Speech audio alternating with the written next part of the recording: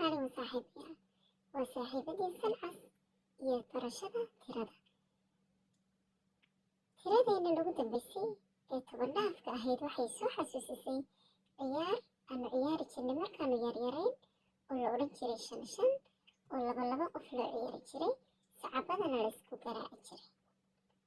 waxaananu ku heesi jirnay shan shan, toban toban toban, labaatan labaatan labaatan, soddon soddon soddon, afartan afartan afartan, konton konton konton, lixdan lixdan lixdan, toddobaatan toddobaatan toddobaatan, siddeetan siddeetan siddeetan, sagaashan sagaashan sagaashan, boqol.